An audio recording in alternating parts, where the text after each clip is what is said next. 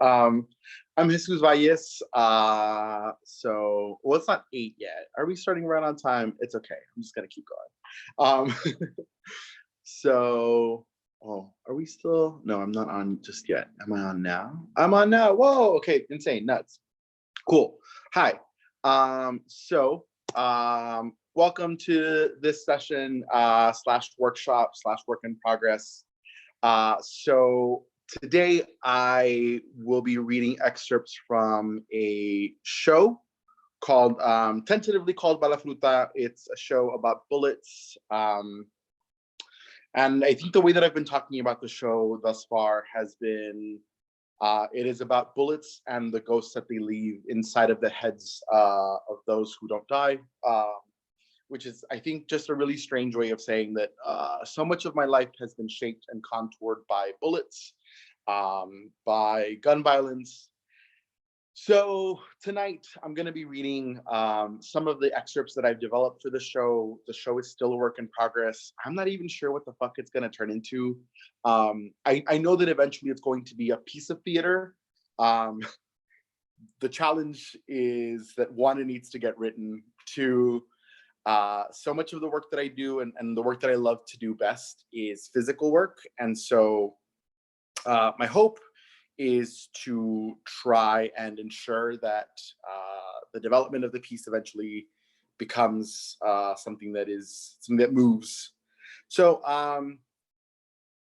before I begin, I would like to thank the Vortex. The Vortex has for a really, really long time been my beacon, my lighthouse, my primary support in so many ways. For those of you that got to catch on documents, whether it was at the Vortex or Teatro Vivo, the show would not have happened. The show would not exist if it were not for the Vortex and for the support that Bonnie Cullum and Melissa and Rudy and everyone who works at the Vortex has given a lot of the work that I'm trying to put out into the world.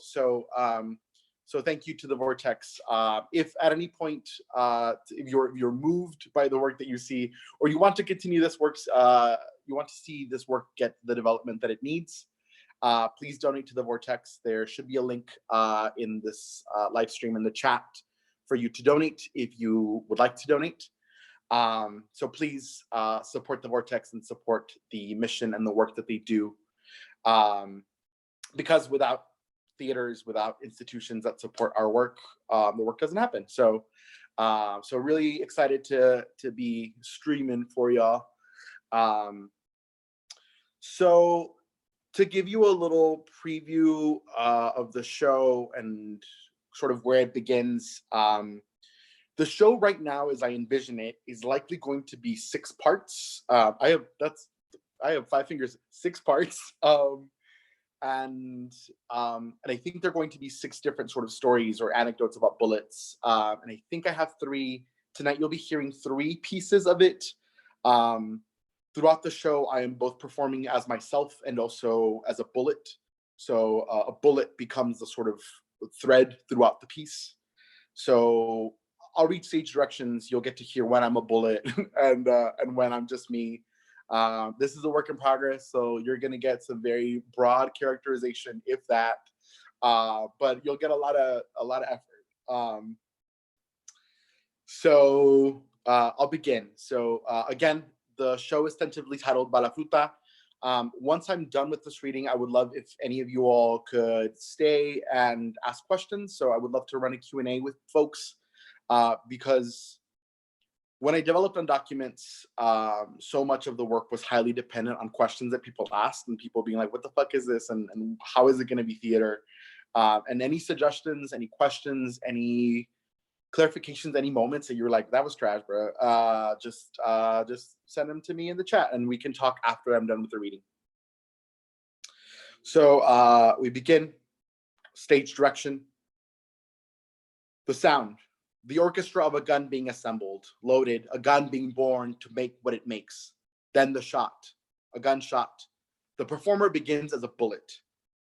Once, all stories begin, seed, round, hopeful things. Once the round begins, the round of the O. to let you know something has opened, begun, something has been pierced. Oh, a target. Oh, a mark.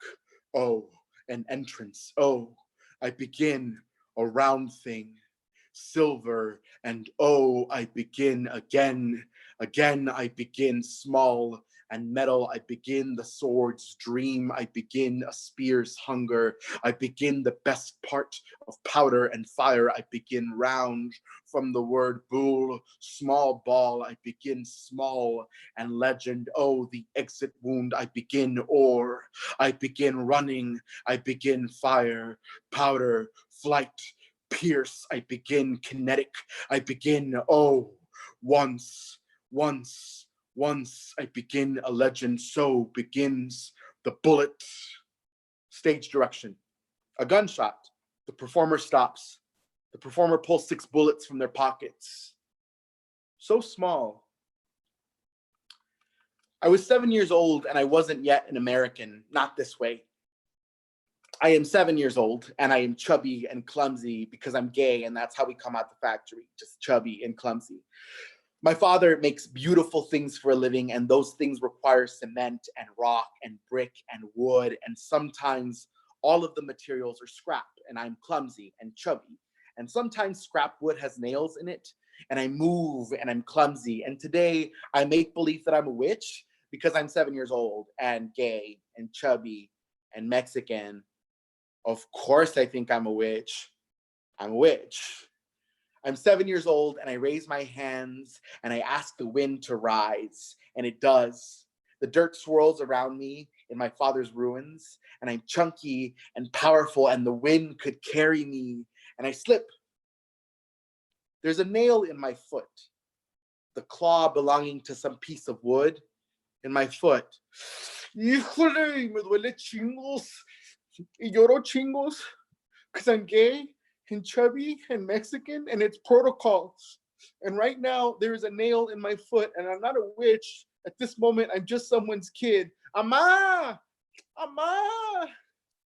And she sees me hobble inside the house, chubby and gay and bleeding and Mexican. And she sees me inside the house, but she doesn't see me. The TV is on. Ama! Me piqué con un clavo. I'm bleeding. But the television is watching us now. And there's so many people on the television. There's so many people watching one man's hope to kill another man. A bullet enters the head of Luis Donaldo Colosio. And I'm 7 years old. But I know that he wants to be president of Mexico. And I know my mother hates presidents porque todos son una bola de pinches ratas. But this felt different. And I watch a man's bullet enter the head of a would-be Mexican president. A hope shot. And a shot is something you shoot in hopes you'll hit your target. So my small brain takes a small moment to understand hope as something that can kill you too. The bullet enters Colosio's head. It enters mine like a seed. It blooms. The bullet in my head. My mother waters it with her words. Mira nomás. Ay, válgame Dios. No, pues claro que lo mataron. Es que aquí es así. Si quieres ayudar a la gente, si eres bueno con el pueblo, te matan. Así te matan. A ver el pie. ¿Qué te pasó? She tends to my foot. I remember, if you try to help people, they kill you. Remember that, kid. ¿Qué pasó, mamá? My sister yells from the other room. No, pues que mataron a Colosio. Oh, ¿y qué hay de comer? People die all the time. People get shot all the time. People don't stop eating because people get shot. Remember that, kid. Válgame. Tanta sangre por un mentado clavito. A ver el pie. No matter the size of the metal, blood is always possible. There's always some small piece of metal somewhere on earth meant to make you bleed. There's always some small piece of metal to sew in the ground of a body. Remember that, kid. My mother, with my blood on her hands, my leg with my mother's blood pouring out of it. If you're Mexican, you know what happens next. The horror story. The legend. I'm 7, and this is the best way for my Mexican mom to break the world open for me. While I bleed, while I'm wounded, while she can tend to my bloodied foot. This is the best time to tell a story when the listener can't get away because they're wounded. I have no choice but to listen while we watch a man die on the television screen. Oye, Iván, te conté lo que pasó en el rancho una vez. Mira, te voy a decir. And now, here with you, I'm going to be her, and you'll be me, and I'll tell you my mother's story, her favorite bullet story, but I'll tell it in English because this is a diverse audience. And you'll pretend that you are me, and you are 7, and your foot is bleeding. So if you want to stretch your foot out, you can do that now, okay? Okay, you're going to be credited in the talkback, so we're sharing the labor. Okay. Once, and a bullet story begins like this. Once, you remember Don Arriola, Gobelin's grandpa? Well, you know, they say they're cursed, right? Los Arriolas? Sí. Once, years ago, the Arriola brothers ran down nearly everything in El 400, allá en Chihuahua. Yeah, well, there was no police back then. There was nobody, you know, so anyone with a gun was the police. But es que los Arriolas, the Arriolas, they were salvajes, eran bien cabrones. Siempre han sido cabrones. And once, there was a man, and he owed the money. He owed the Arriolas money. And he was very poor, but it was El 400, and everybody was poor, and his wife was pregnant. And the money was tight because money was always tight. And one day, los Arriolas showed up to the man's house demanding the money they lent him. The 5 Arriola brothers arrived at this poor man's house asking for their money. So this man, él sale afuera, ¿verdad? He goes outside of his house to meet the Arriolas, and his pregnant wife is inside the house. And the man comes out, and he doesn't have their money. And the 5 Arriola brothers point their guns at him, and they demand their money once more time. And he doesn't have their money. So they shoot him. 1, 2, 3, 4, 5 balazos. They execute him. And not long after the balazos, when they shot him, all 5 men hear this cry. They hear a baby cry. And she comes out of the house, this woman with a full belly. And they hear this kid cry from inside her womb. They hear the dead man's child cry inside her womb. And they each died a horrifying death after that. All of them. Los embrujaron por matar a ese señor con la pistola. Bueno, don Manuel todavía vive. Bueno, a ver, ya te puse la curita en el pie. Ya descansa. Don Manuel was the last one of the Arriola men to die. Years after my mother tells me this story, the last Arriola man dies in the jaws of one of those machines that till soil. You've heard this before. His lower body is shredded, and his wife pulls out the upper half from under the machine. A bullet is a promise with a curse. Remember that, kid. A bullet is a seed in your head. Remember that, kid. Stage direction. A gunshot. The performer becomes a bullet once again. The bullet runs. The bullet speaks. Like this, I go. Like this, the bullet goes. Like this, the round, I go. The bullet goes like this. Like the fruit is not a fruit, but the sky that saw me, the rains that fed the soil, that took the seed, that swallowed the sun, that saw the tilling, that punched its stem and leaf, that pulled its flower into pit, flesh around the pit like that. So I am the bullet, and not the bullet, but the metal and the heat and the maker and the mold and the case and the magazine and the barrel and the chamber and the belly and all mouth. Oh, the round of that mouth and the speed and the fire and the hope the shot will hit its target. Like this, I go. Like this, the bullet stops. There's a school bell, a sound bite. On February 14th, 2018, a gunman opened fire with a semi-automatic rifle at Marjorie Stoneman Douglas High School in Parkland, Florida, killing 17 people and injuring 17 others. Witnesses identified the gunman as 19-year-old former student at the school, Nicolas Cruz. The school bell rings. At 9 a.m., I begin my class. We've read the articles and we are very American today because we know what happened in Florida. And because we are high school and we are students and I am a teacher, and because we have spent 2 days talking about shootings. I spent 2 days talking to 170 high school students about mass shootings in the United States, about the Marjory Stoneman Douglas high school shooting, about yet another instance of institutional abandonment for all of us. We speak as citizens and subjects of a place that doesn't care for us. We propose solutions. We redesign and resign ourselves to inevitability, to ticking clocks, to the promise of maybe. We vow to protect one another as best we can. We review the lockdown drill. We assess class plans to assist students in the classroom with disabilities in case we have to evacuate. We acknowledge that we might fail to do any of these things because, like, it's a fucking shooting. What do you do? What does your brain do in that moment?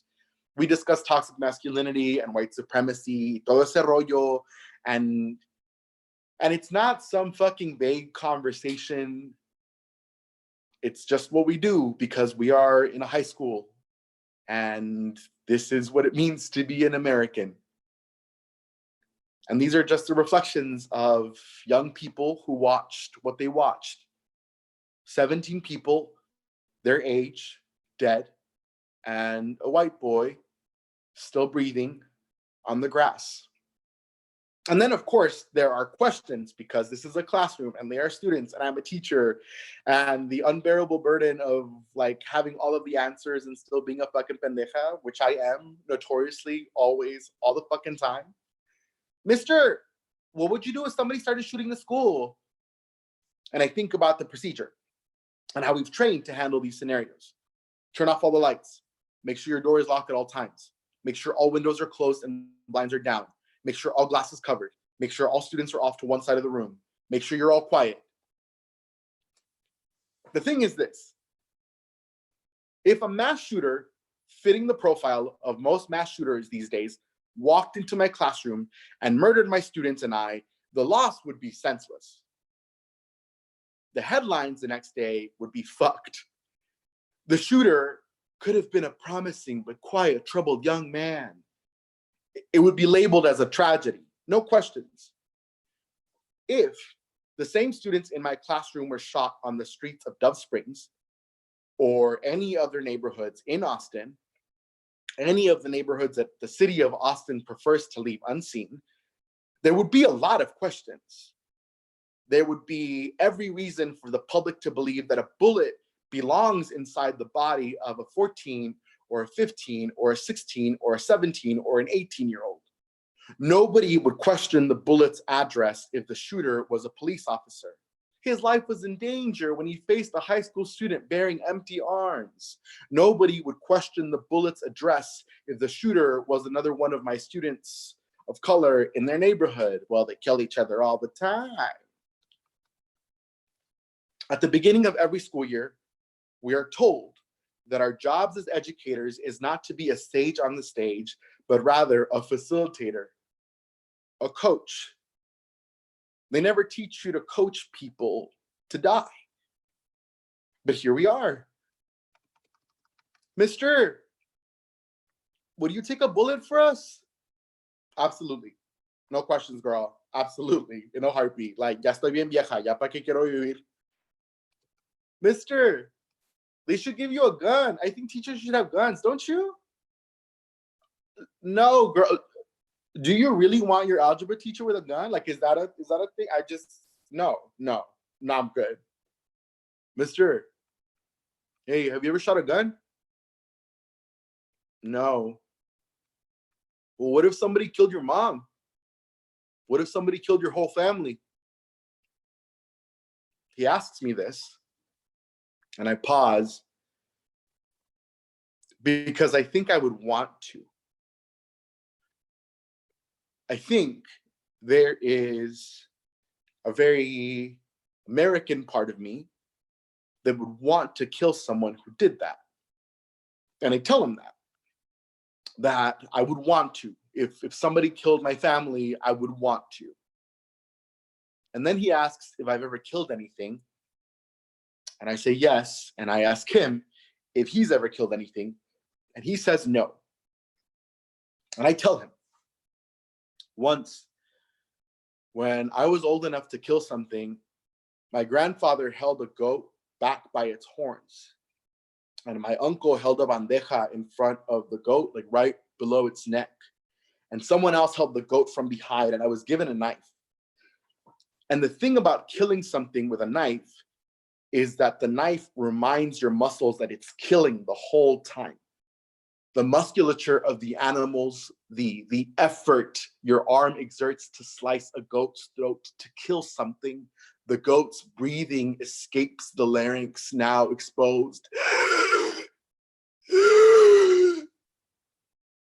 And all of the blood in the bandeja, all of it, something to cook, something you'll eat. But the knife still reminds you you're killing something.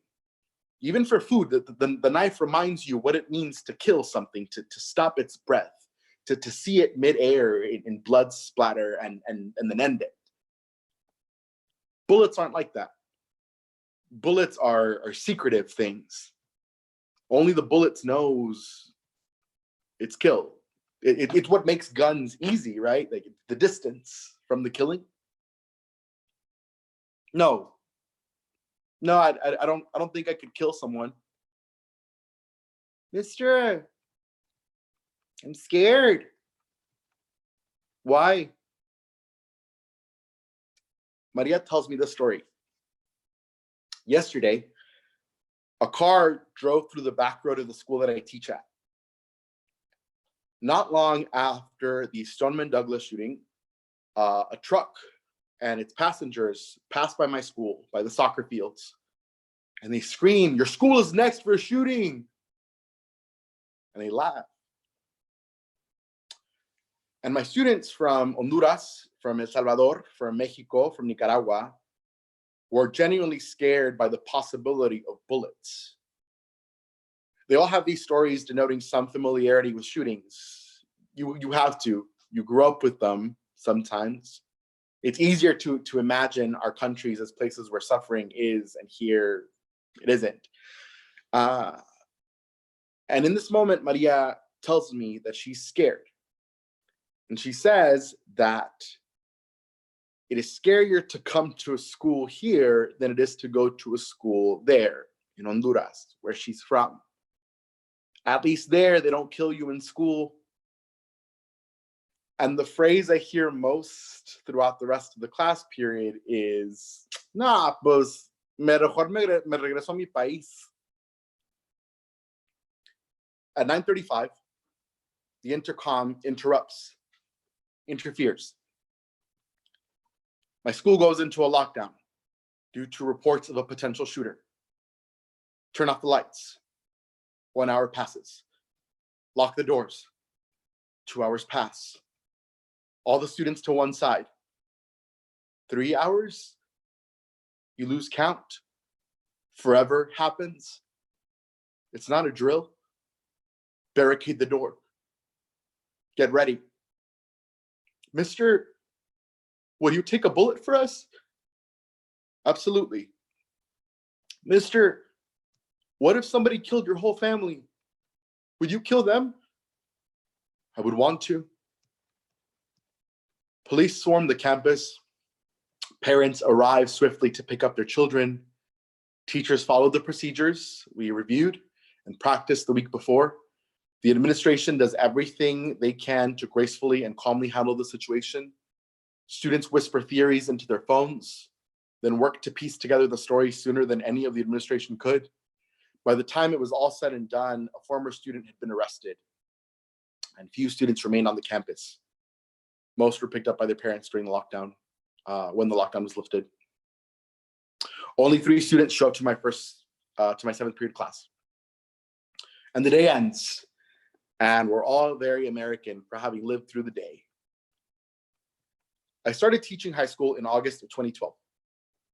Since then, I've had to engage in honest conversations with incredible young Black and brown people about police brutality, about why Trayvon and Tamir should still be alive, about what Ferguson meant for the communities we live in, where the police actively works against us, about immigration policy and deportation and what to do if ICE comes to your door, about sexual assault and what it means to survive it and what it means to prevent it, and about consent, and about what to do if someone should ever come to our campus and open fire, and about the ways in which we as adults and educators fail students all the time, and about a country that cares more about its guns than it does about them. So we talk about this all of the time, and it's February 22nd. The new year has only just begun, and I am a very tired teacher, and still, I don't think that the school needs more armed guards or cops, and I don't think I need a gun. But would I want to kill someone who hurts my people? Would I? Only the gun knows its kill. Remember this, kid. Stage direction, a gunshot. The performer becomes the bullet runs. Only the ground knows its small fingers that poke through its dirt, that reach for the sun, that yields the thing to be fed. So only I know the ground that I enter. So only I know how close to choreographed your movement. Only the barrel knows my whisper just before I plant myself, just before I enter, just before a gunshot. In my head, there's a bullet. It got there by making a door through the head of a would-be Mexican president. I was 8 years old when I watched my first gun murder on the news. My parents watched the TV. Eventually, they came to the conclusion, it's because he was going to be good. If you're good to people, they kill you. In my head, there's the sound of that moment. Not the bullets, but the din of the Logan Airport over the television screens, and my city on each of those screens, and all of those cop cars. They go live from El Paso. The caption on the TV eventually says, screaming in Spanish. And people roll their suitcases through, pause, look at the screen, shake their heads, roll their suitcases through. I call home. My parents are in front of the television, sifting through the remains. I wait for them to break the world open for me once again. Pues está triste la cosa. We die there, we die here. My brain is buzzing. It's August 3rd, and I'm in Boston, and I'm on the way to Los Angeles for a writing retreat, but I want to be with my border. And I hate the thing, I like the line, the wall, the bridge, checkpoints, but I love my home. Right between those two cities, right in between. My home is made from that in between. My sister calls me to tell me that she's anxious, that she's scared, because the working class probabilities of having to shop at a Walmart for back to school supplies on a tax-free weekend in El Paso is almost an event, because there was a festival shooting a few days before that. Because a few years ago, because in a few days, because in a few weeks, it always happens again. There's always some bullet running to find us, because airports are always in between things, and my brain feels like it has bees in it right now, and I just wish I was home. CNN says, the El Paso shooting suspect identified as 21-year-old Patrick Cruces from the Dallas-Fort Worth area. It is important to note this because of where it happened and how and what happened and to whom and what this could have been. And because I also sat in that fucking airport and I just thought, please don't let him be Mexican. Like, please don't let him be an immigrant. And because of what this thing will eventually become, please don't let him be any of those things. I don't know what to make of heaven or hell, but I curse the name of Patrick Cruces like I certainly believe in both. And I don't give a fuck about, we shouldn't say his name. It's what he wants. Don't make him famous. Keep that shit to yourself. The first thing they teach you in Bruja school is to remember the name of your enemy. I somehow fly to Los Angeles to this writing retreat. And I'm in this airplane and the world is happening right below me. And I don't think it means anything except that I'm very small and alive and very lucky. At the writing retreat, the workshop leader welcomes us. I just want to welcome you all and thank you for your brave and beautiful poems. And putting together this workshop has been such a delight, and I'm so excited to hear your work and hopefully put more work in this world. So why don't we start with "It's coming"? That part. It's coming. No, I've been through this whole fucking summer. It's coming. He's gonna ask us to introduce ourselves and what is our name and where are we from. What are some of your goals for the writing workshop? So I just want to make sure that we get to know each other in the space a little bit more before we get to the writing, to the softest part of us, to really the core of the work. So why don't we just share a bit about ourselves and where we're coming from. I've been answering questions like this all fucking summer. I'll start. My name is David. I am a poet and I'm leading this workshop. And I've been practicing for icebreakers this whole summer, every writing conference, every retreat, some shit, the same shit, different place. I should have this down, but my head is filled with bees and it's buzzing. I'm from, and it's the question, where are you from? I think the question, where are you from, is always the hardest question. Because it's August 5th, 2019. And I'm from El Paso. Well, I'm from Juarez, which is El Paso too, which always makes the question, where are you from, a strange question. Like I want to say I'm from both places, which really is one place. Like I can walk into any place in El Paso or Juarez and say Flautas el Cometa, and people in both cities would get it, Like, which is what makes the split so much more complicated, which is why I fucking hate that we call them sister cities, that we call them sisters at all. I imagine some heinous magician chopping his assistant in half and looking at the two halves of this poor bleeding girl in the chopping box and then being like, look what gorgeous sisters, while the girl just sits there chopped, incomplete, and bleeding. Which is why it's hard to say where I'm from, because I'm from a chopped place. And today is August 5th. And it's been 2 days, less than 2 days since August 3rd, since the shooting. And on the plane here, somebody asked me where I was from. And I told them where I was from. And they looked so... And it's my turn. Jesus, why don't you tell us your name and where are you from and what are some goals for the workshop? Oh, God. Hi, my name is Jesus, and I'm from Ciudad Juarez / El Paso, Texas. And it's a tiny It's a pity of an And I know it's coming, that part where their mouth rounds out to push this slow, silent, I'm sorry.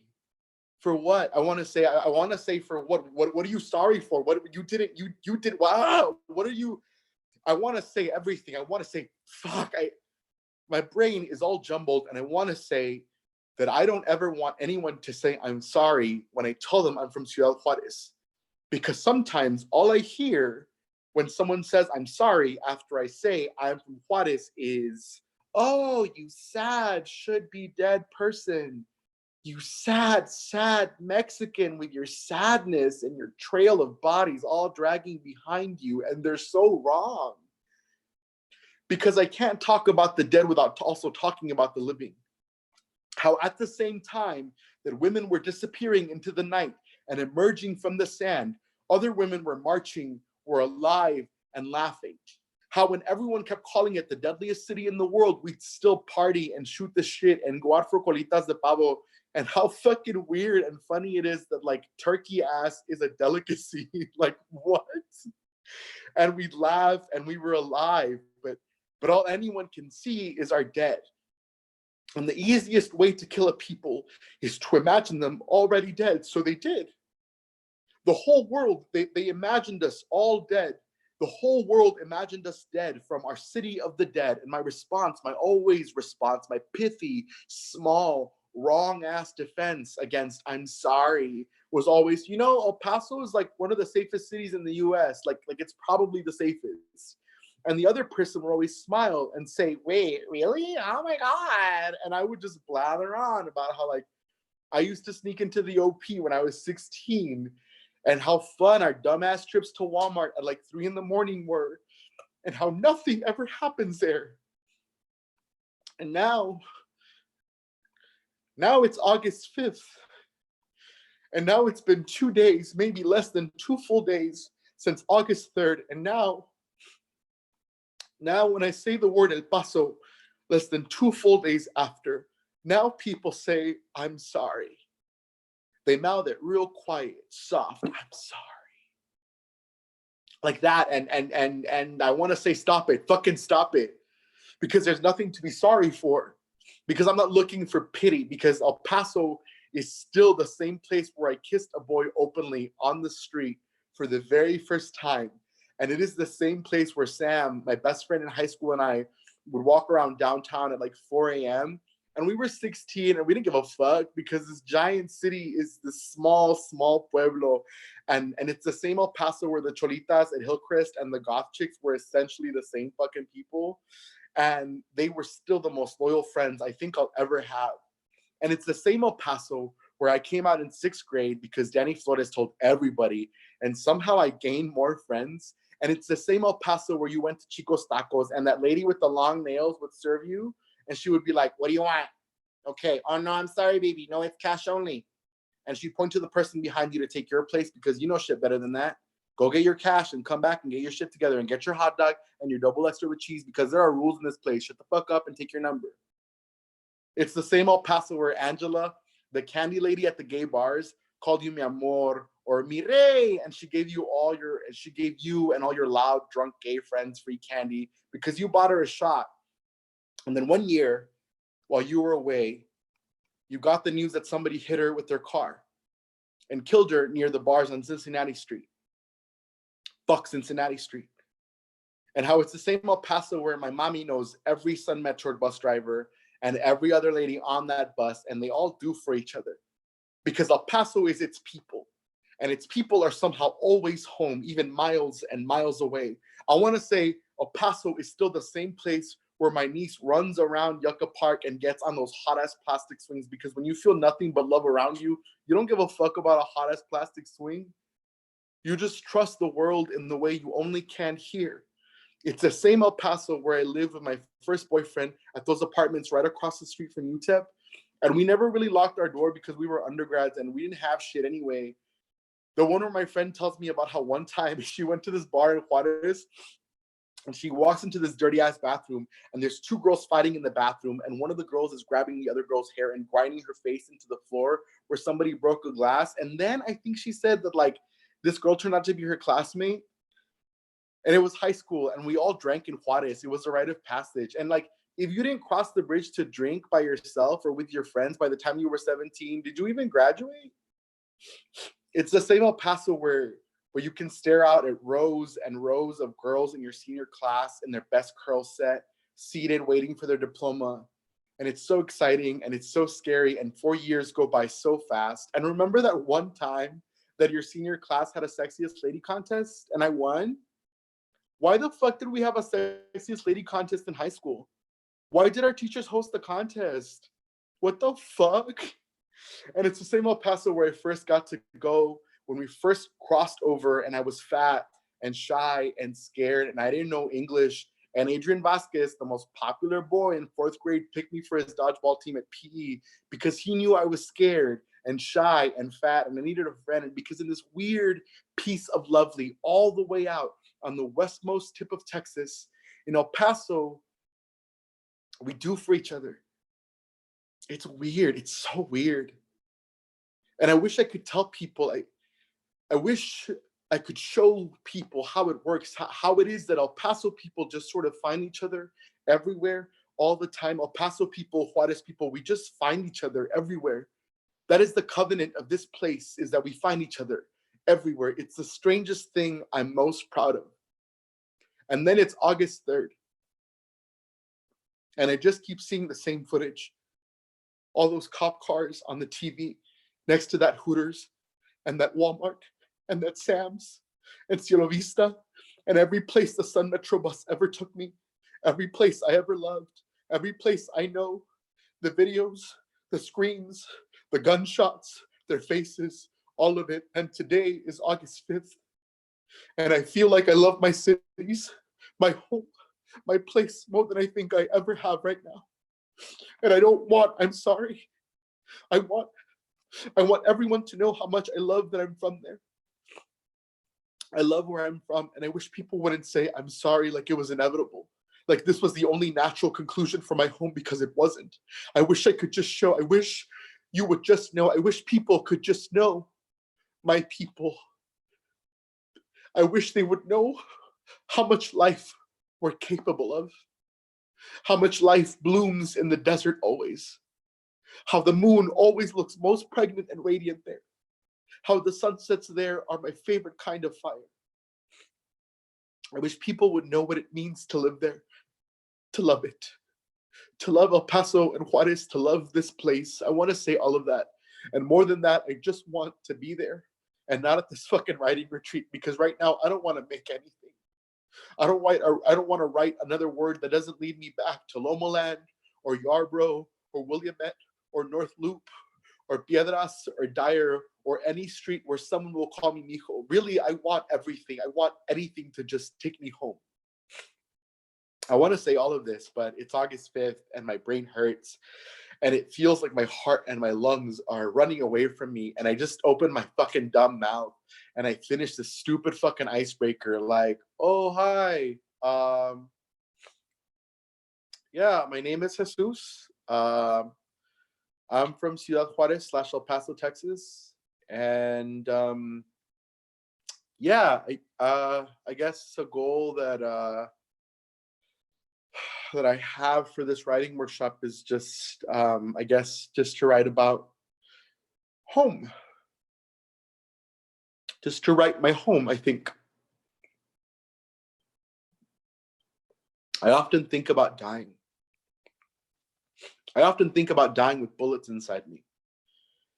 Because I'm a high school teacher, and because I'm Mexican, and because I'm queer, and because someday someone may be scared of my body, or scared that I'm breathing, or scared that I've replaced them, or quite simply and most likely because they want to kill something.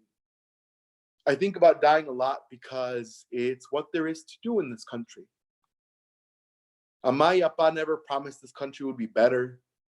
They just promised food and school. They knew we'd die here too. It would just be different, slower, it seemed.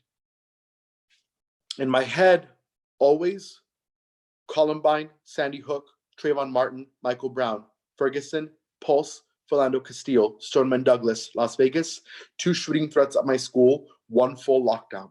In my head, always a bullet, or its probability, its possibility. I think about bullets and what to do if I should ever meet one day. Every day I walk into work, I think about how many bullets my large body could possibly take before any of them get to my students. I think about how much more impossible this math would be at a nightclub or a Walmart. My niece is a 9-year-old student in El Paso, which is in the United States of America, which means that I may not run fast enough to catch anything that may be shot her way. So I think about that a lot. I've lost people to bullets they met by their own hand. I've lost people to strangers' bullets. I think often about how many of us might meet ourselves when we are asked to make decisions about bullets.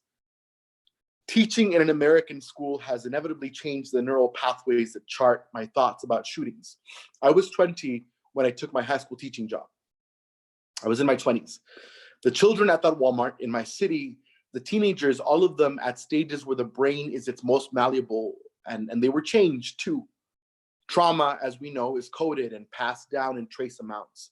This means that bullets and their ghosts live in our brains long after we're gone.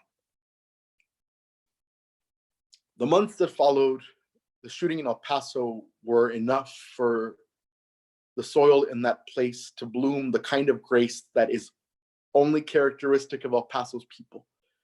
It's this kind of mercy that I've only ever met in El Paso, Juarez, full of promise and problem as complicated as that place. Isn't that always the case with grace and mercy that only runs from south to north? It has been months. I've only recently been capable of language again, though I don't think it matters much. Most days, my head still feels some awful bit of lead rattling in there. One morning, my niece, 9 years old, begs my mother, Tita, ¿podemos ir al Walmart a ponerle flores a la gente? Even she wants to offer tribute to the dead. Even she wants something to bloom after the bullet. And still, everybody gets up and goes to work in that city. No Paso, even as they miss someone. They move through this beautiful, weird, sexy desert mountain mother of a place, even as she changes shapes. The señoras smile at each other on the bus. Someone is getting shit-faced at Mulligan's, laughing too loud with their call center buddies. The last time I visited, a señora at Fox Plaza handed me a torta de colita de pavo. She said, aquí tienes, mijo. We only got us. That, it seems, is the opposite of a bullet. I think we are the opposite of a bullet. This us, it's everything we need.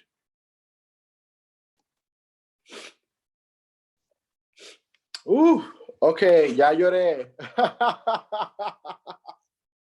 Oh. Cool. Hi. So hello. That was the reading. So if anyone has any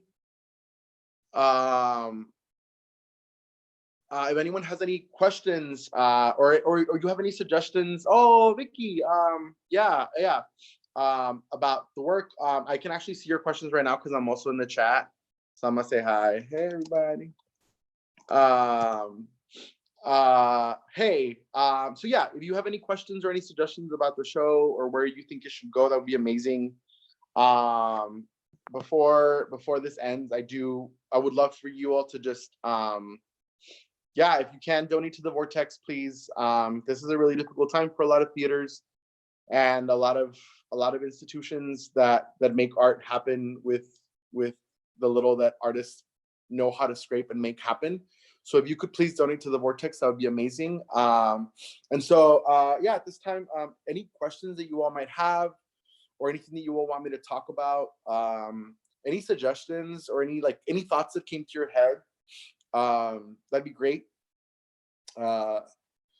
Undocuments was born a lot like this. It was just a bunch of like poems and rants and ramblings that I then put together and wove into a performance because people were like, what the fuck is happening in this moment? So if anyone has questions, now is the time. Oh, everybody's here.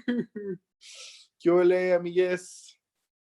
Ven, ya lloraron. No lloren.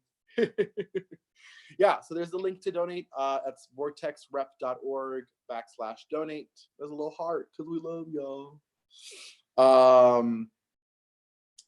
Yeah, Vicky, I've been bitch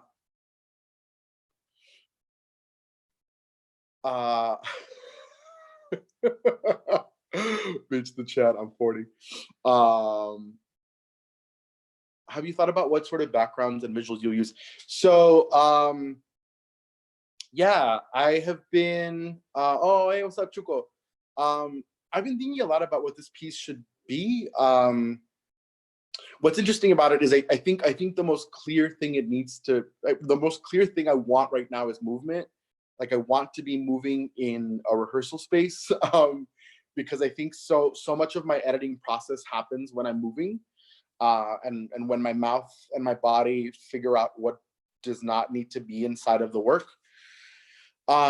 So I know that visually I want bullets around as part of the set or bullets repurposed or I really want to think about how to think about that bullet character as a thread a little bit more succinctly and how movement can facilitate that. I think this piece my instinct is always to go solo because part of me is like, part of me is always thinking like, oh shit, like, okay, I know what I want to do in this moment. Um, and yet I would actually love for this to be an ensemble piece, but because I also think that I'm really curious about the possibility of uh, I'm really curious about the possibility of the show working the same way the barrel of a gun works. And I wonder about the possibility of the show being a chamber, um, and each performer maybe sort of being shots. So I don't know.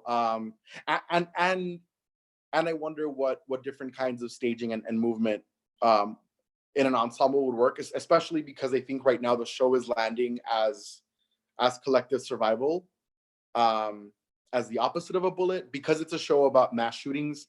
Um, I think the one thing that I learned after El Paso was to really value what collective surviving means. Um, so so yeah, I wonder about that.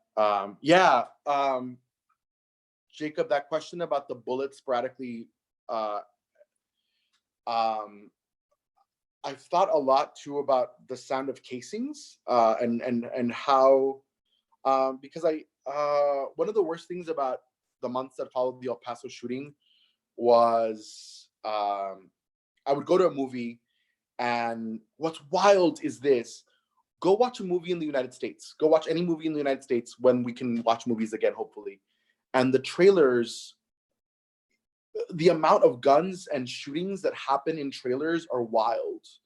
And so uh, I wonder about the option to use the sound of a casing as opposed to using of the bullet casing, as opposed to the sound of a bullet of a shot itself, as a sonic element in the show. Yeah, I think it'd be really interesting. Oof, the heart chamber versus the chamber of a gun. I mean, yeah. Yeah, I think the performance is being archived by the Vortex. So if you all want to look at this piece at any point, and just give me comments, that would be great. But now I'm really thinking about this as a group piece. Yeah, okay. Um, I thank you. Muchas gracias, de veras. Híjole, just to have El Paso people here that means a lot. De veras. But yeah, I right now I think it's being developed as a solo show, and I think I really wonder and I'm curious about the possibility of this being a group piece, and I think that would be really, really kind of lovely. Yeah, thank you for that feedback.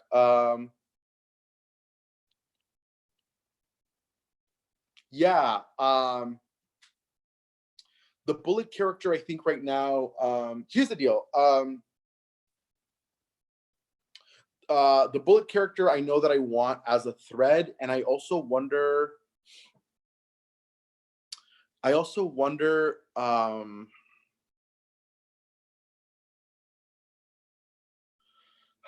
so much of what's happening in that bullet character is obviously me as a person imagining the bullet, and giving it that voice. So I also think like the moment that you enter a contract or like with personifying something that kills is the moment that I think you also acknowledge your ability to and possibility to do it. So I definitely would love to think about a moment where the bullet is confronted by the other bodies on stage. If it's a group piece, I would love to think about what does a confrontation with the bullet and the performer mean. So yeah, just something to think about. Um, yeah, I don't know. I definitely that bullet character I think is definitely going to be more present, because it needs to be. It's I think it's like in many ways it's the agent of the show. So thank you for that question. Yeah, I the the it's weird because yeah, it's ostensibly a show about bullets, and I think more than anything right now it's turning into a love letter to El Paso. um I love El Paso so much. So yeah, there is way there's way more text. So okay, so right now the three moments that you all got to hear were the shooting of Colosio, the the shooting lockdown that happened at my school, and then the El Paso shooting. Pulse has to be in this, and I so much of how my brain thinks about shootings, and so much of how and because so many people have made the argument that police violence in many ways is absolutely gun violence. I would be remiss, and I would be it would be really shitty of me to not talk about or think through Ferguson, and the Zimmerman verdict, and Tamir Rice, and that relationship there. But I also want to be careful about what space I'm speaking from in those moments. Yeah. El Paso is my favorite complexity. It is, yeah, 100%. But yeah, I do think there's definitely more text. I think it's gonna be one of those things where like I'm gonna have chingos of stuff that I then have to really slice down and work through and parse, because even some of the stuff that I think is happening in this text, I think needs tightening and shaving and contouring. Whew. Yeah, if there's any more questions, you can shoot them at me. Oh, ay Dios. Also I Ocean Vuong talks so much in his book about how so many of our metaphors for talking about anything in the US are so highly dependent on shooting. What is your favorite way to write on this? Are you a hunker down in a room writer, or do you need space? That's uh,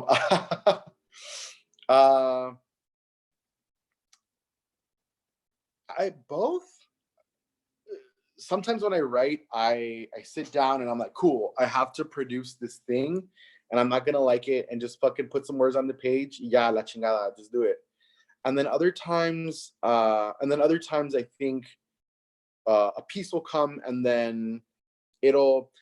To be completely honest, so much of my writing starts off as Facebook posts, because I think I don't know, Facebook for a long time has been a weird kind of theater for me, porque soy bien dramática, but also because it's an easy place to write and then have audience response, and I think the format of Facebook has just trained my brain to be like, cool, produce something, which I think is kind of weird and gross, but it's how it's worked. So yeah, I am both a hunker down and cool, write the shit,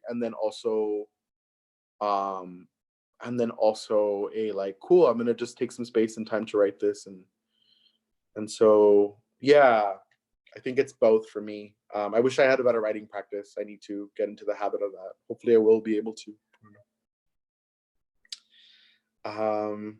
Adriana Ramirez is a Colombian. Ooh, Dead Boys. Orale, I will definitely read that book. Muy estrella del face. I'm not part of a writers group. I have a lot of like unofficial like editors and shit that I work with, who are just like my homies, who I'm like, does this suck? Eddie Gamboa is definitely one of the writing homies. Y luego, ¿quién más? Troya Almontasar, who's tremendous. Antonio Lopez, who's fucking cool. Yeah. So I got a couple of people who like look at my writing and then are like, what the fuck? But not an official writing group, no. Facebook is always listening, Jenny. I got all the information. Ooh, so madre.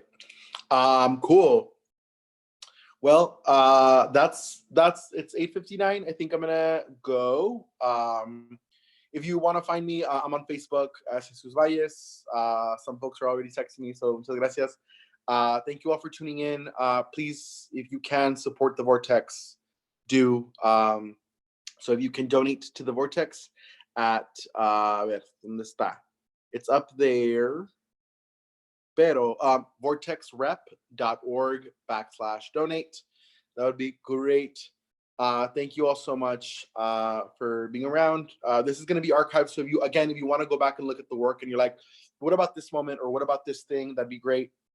Muchas gracias por todo. And thank you. Bye. Los quiero mucho.